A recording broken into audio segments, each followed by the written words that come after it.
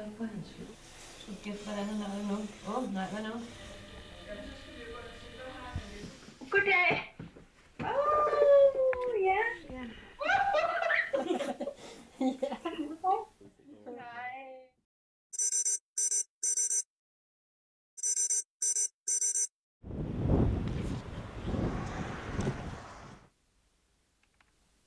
This is Zeno.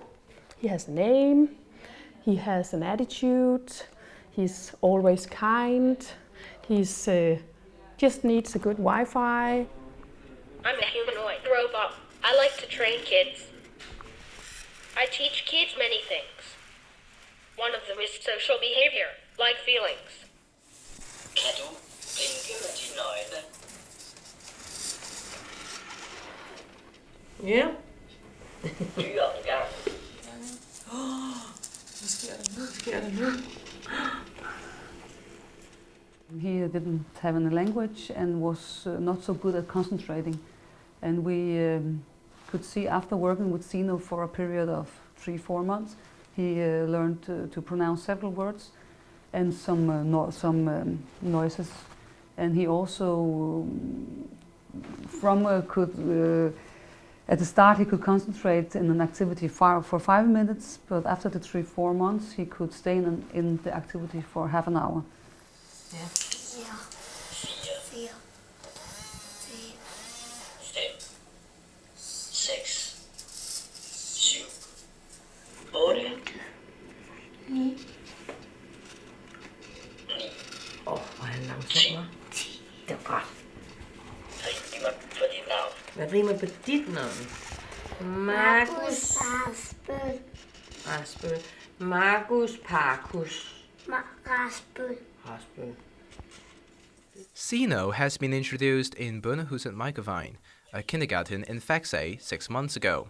It mainly assists children with difficulties in learning language and emotions. As most social robots, it still has to be remotely controlled. Gunfa Maigård is a professor who does research on the use of social robots in education. To her mind, they should be used in a very specific way. I think social robots should be used as a tool.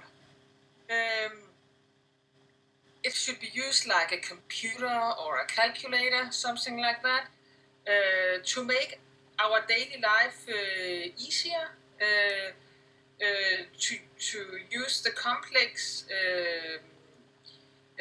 technology as a tool for us as humans to grow, so to speak.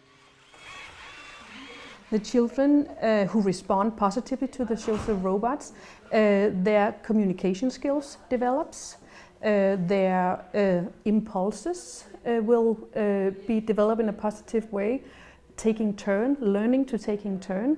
Their concentration, attention skills can be developed in a positive way, and the verbalization of speaking more. Or for instance, if you have an ASD and you are also very challenged vocally, you are perhaps very repetitive.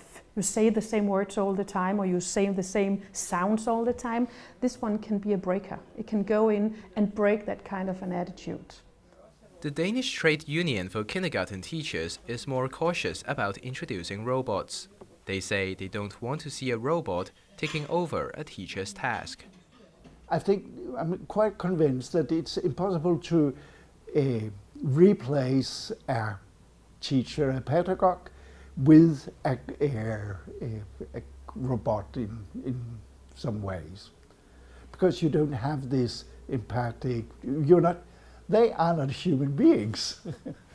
It's important for humans to be attached to other humans, and we can't replace. I don't think we can replace that with a robot. I don't think that a robot can be a real companion, a real teacher for children. Jeg ser ham op i panden, han er helt super op i panden.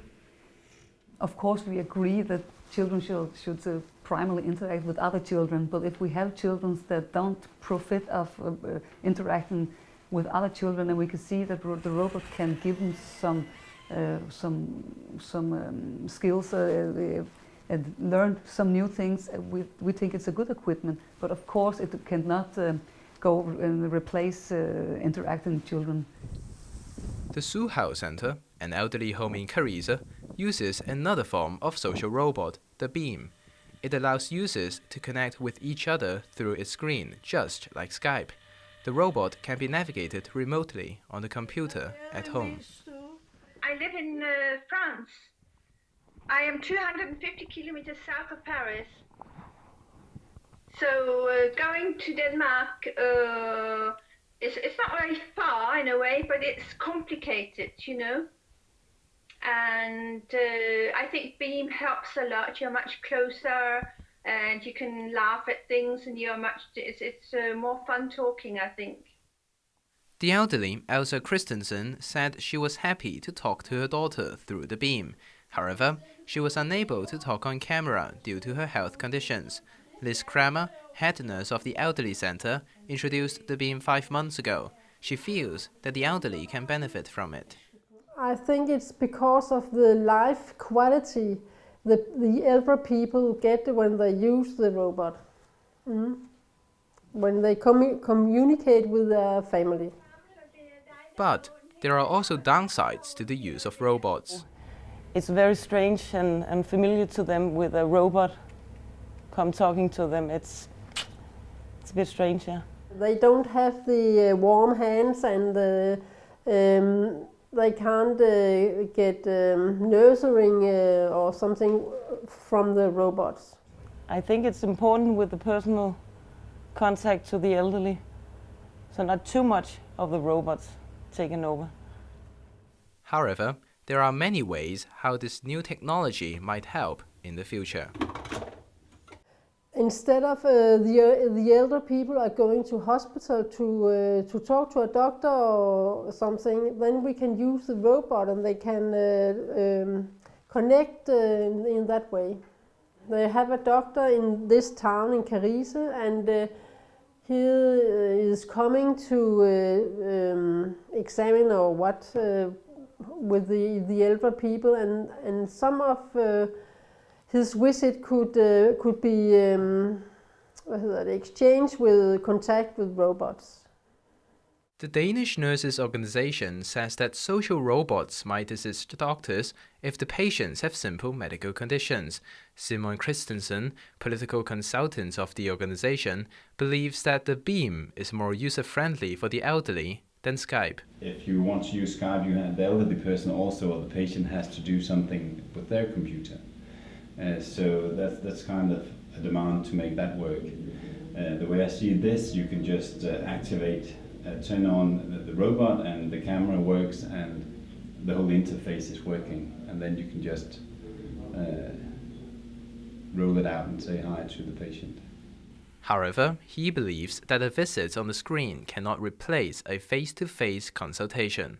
An elderly person with maybe multiple medical conditions, it can be very difficult to treat that person via Skype. We don't get the face-to-face contact, we don't get that general medical assessment of a person that you get when you sit down, watch them, watch their body language, their skin color, their eyes, blank eyes, red eyes. All those things are very difficult to see.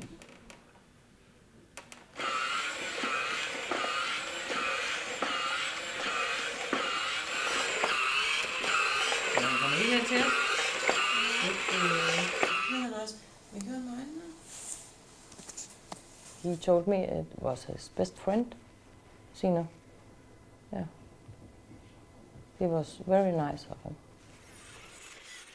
Trina said the boy called Sino his best friend when the robot asked him, but still, the boy also interacts with other children and attends lessons with them. We need to be among other people. We need to be, it's also for me very important that the children are with other children. It's very, very good. You can make researches about it, that it's very clear that children who are among other children, they are better prepared for going to school, better prepared to be part of a family, better prepared to do their, well, behave in the society in general. I haven't seen a robot that could do the job. You know, being a teacher is a very complicated job actually, and I think so far the social robots are just too simple. I am a robot, not a human. Hence, until social robots might become more dominant in everyday life, more has to be done.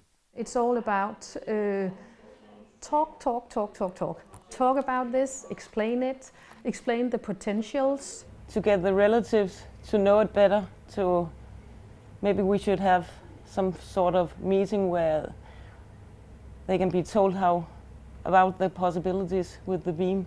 I think here in the beginning we have to be very, well, not afraid, but we have to be look at each concrete examples and try to understand what is the basic thing about this idea and how can it influence children's environment. In the future, people expect social robots to be... Well, terribly useful, I think, with the people living in other countries, children moving out of their home countries and everything. I think they'll be very, very useful. They can supplement the staff in a good way. It can be a good supplement, yeah, but not a substitute. I think it is very useful already, and it will be more useful in the future. I hope that robots can be a supplement in the environment for children. Social robots can and will be used as a tool for humans now and in the future. In the future, the social robots will have no limits. Thank you for today. It has been good, fun. Take care. Goodbye.